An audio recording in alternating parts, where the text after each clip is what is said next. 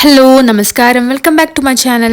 അപ്പോൾ ഇന്ന് നമ്മൾ ഡിസ്കസ് ചെയ്യാൻ പോകുന്നത് നമ്മളുടെ ഇഗ്നോ എക്സാമിന് വേണ്ടിയിട്ട് പഠിക്കാൻ വേണ്ടിയിട്ട് നമുക്ക് ഓരോ യൂണിറ്റിലെയും ഇമ്പോർട്ടൻറ്റ് ക്വസ്റ്റ്യൻ അറിയണം എന്നുണ്ടെങ്കിൽ അത് എങ്ങനെയാണ് നമ്മൾ കണ്ടുപിടിക്കുക എന്നുള്ളതാണ്. ആദ്യം തന്നെ ചെയ്യേണ്ടത് നമ്മുടെ ഇഗ്നോയുടെ ഒഫീഷ്യൽ വെബ്സൈറ്റിൽ പോയിട്ട് നിങ്ങളുടെ ഏത് സബ്ജക്റ്റ് ആണോ അതിൻ്റെ പ്രീവിയസ് ക്വസ്റ്റ്യന് അല്ലെങ്കിൽ നിങ്ങൾക്ക് ഏത് ഇയറിൻ്റെ ആണോ ഏത് വർഷത്തെ പ്രീവിയസ് ക്വസ്റ്റ്യൻ ആണോ വേണ്ടത് അതൊന്ന് സെലക്ട് ചെയ്യുക, ഡൗൺലോഡ് ചെയ്തെടുക്കുക.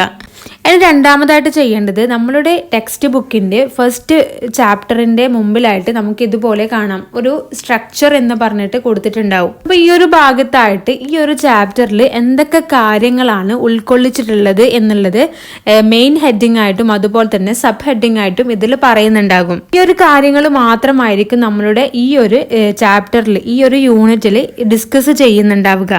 അപ്പോൾ ആദ്യം തന്നെ ഇതൊന്ന് വായിച്ചു നോക്കുക. അതിനുശേഷം നമ്മളുടെ ഡൗൺലോഡ് ചെയ്തിട്ടുള്ള ക്വസ്റ്റ്യൻ പേപ്പർ ഇതുപോലെ തന്നെ എടുക്കുക. അതിനുശേഷം ഇതിലുള്ള ക്വസ്റ്റ്യൻസ് നമ്മൾ വായിച്ചു നോക്കുക. അങ്ങനെ ഇതിലുള്ള ക്വസ്റ്റ്യൻസ് വായിക്കുമ്പോൾ നമുക്ക് ഏകദേശം മനസ്സിലാവും, ഈ ഒരു ചാപ്റ്ററിനെ ബേസ് ചെയ്തിട്ടാണല്ലോ ഈ ഒരു ക്വസ്റ്റ്യൻ എന്ന്.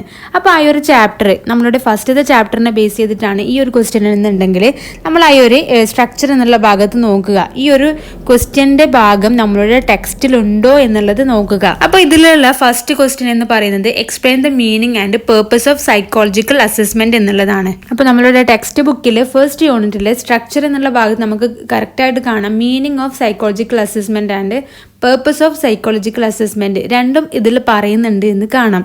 അങ്ങനെയാണെങ്കിൽ നിങ്ങൾ എന്ത് ചെയ്യുക, അതൊരു പെണ്ണെടുത്തിട്ട് മാർക്ക് ചെയ്യുക. ഇത് ഏത് ഇയറിലെ ക്വസ്റ്റ്യൻ ആണ് എന്നുള്ളതും അതുപോലെ തന്നെ എത്ര മാർക്കിൻ്റെ ക്വസ്റ്റ്യൻ ആണ് എന്നുള്ളതും ഇവിടെ ജസ്റ്റ് ഒന്ന് മാർക്ക് ചെയ്ത് കൊടുക്കുക. ഇത് ജൂൺ 2024 ക്വസ്റ്റ്യൻ ആണ്, അതുകൊണ്ട് തന്നെ ഞാൻ J24 എന്ന് എഴുതുന്നുണ്ട്. ഇനി ഇവിടെ മുകളിലായിട്ട് ഒരു സൈഡിലായിട്ട് നമുക്ക് നമ്മളുടെ എത്ര മാർക്കാണോ അതിനുള്ളത് അതൊന്ന് എഴുതി കൊടുക്കുക. അതായത് 10 മാർക്കാണെങ്കിൽ 10 മാർക്ക്. ഇതിലൂടെ നമ്മൾ കൂടുതൽ മാർക്ക് സ്കോർ ചെയ്യുന്ന ക്വസ്റ്റ്യൻസ് മാത്രമാണ് പ്രിപ്പയർ ചെയ്യുന്നത്. അപ്പോൾ അത് നമ്മൾ മാർക്ക് ചെയ്ത് വെച്ചു. ഇനി നമുക്ക് ആദ്യം ഒന്നും കൂടി നോക്കുക, ഇനി ഏതെങ്കിലും ക്വസ്റ്റ്യൻസ് ഈ ഒരു യൂണിറ്റിൽ നിന്ന് വരുന്നുണ്ടോ എന്ന്. അപ്പോൾ ഇങ്ങനെ സ്ക്രോൾ ചെയ്ത് നമ്മളുടെ താഴോട്ടേക്കൊക്കെ നോക്കുമ്പോൾ നമുക്ക് പിന്നെയും ക്വസ്റ്റ്യൻസ് ചിലപ്പോൾ ഉണ്ടായിരിക്കാം, ചിലപ്പോൾ തീരെ ക്വസ്റ്റ്യൻസ് ഇല്ലാതിരിക്കാം. അങ്ങനെയാണെങ്കിൽ നിങ്ങൾ നെക്സ്റ്റ് ക്വസ്റ്റ്യൻ പേപ്പർ, അതായത് ഡിസംബർ 2023 ക്വസ്റ്റ്യൻ പേപ്പർ നിങ്ങൾ ഇതുപോലെ ചെയ്യുക. ഇനി അഥവാ ഈ ഒരു ക്വസ്റ്റ്യൻ പേപ്പറിൽ പിന്നെയും നമുക്ക് ആ ഒരു യൂണിറ്റിലുള്ള ക്വസ്റ്റ്യൻ തന്നെ വരുന്നുണ്ട് എന്നുണ്ടെങ്കിൽ ആ ഒരു ക്വസ്റ്റ്യനെ ഒന്നുകൂടി നിങ്ങൾ മാർക്ക് ചെയ്ത് വെക്കുക.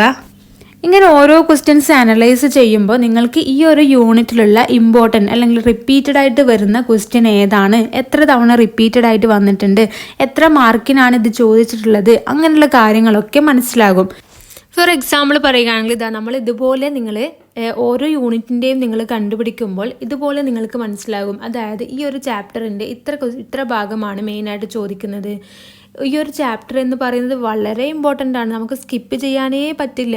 അങ്ങനെയുള്ള ചാപ്റ്റേഴ്സൊക്കെ നമുക്ക് ഇതിലൂടെയാണ് മനസ്സിലാക്കാൻ വേണ്ടി സാധിക്കുന്നത്. നിങ്ങൾ ഇതുപോലെ ക്വസ്റ്റ്യനൊക്കെ കണ്ടുപിടിക്കുന്നത് എക്സാമിന് കുറേ ദിവസങ്ങൾ മുമ്പായിരിക്കണം. അതായത് എക്സാം അടുത്തുകൊണ്ടിരിക്കുമ്പോൾ അല്ലെങ്കിൽ 2-3 ദിവസം മാത്രമേ ബാക്കിയുള്ളൂ. അങ്ങനെയാണെങ്കിൽ ഇങ്ങനെയൊക്കെ ചെയ്യുമ്പോൾ നിങ്ങൾക്ക് ഒരുപാട് സമയം നഷ്ടമാകും. അതുകൊണ്ട് തന്നെ എക്സാമിന് കുറേ ദിവസം മുമ്പ് പ്രിപ്പയർ ചെയ്യുന്നവരാണെങ്കിൽ ഇതുപോലെ ചെയ്യുക. അല്ലാത്തവരാണെങ്കിൽ നിങ്ങളുടെ പ്രീവിയസ് ക്വസ്റ്റ്യൻ നോക്കുക, അതിൽ ഇമ്പോർട്ടൻ്റ് ആയിട്ട് റിപ്പീറ്റഡ് ആയിട്ട് വന്നിട്ടുള്ള ക്വസ്റ്റ്യൻസ് നോക്കിയിട്ട് അതിന് ആൻസർ ചെയ്യാൻ വേണ്ടി ശ്രമിക്കുക.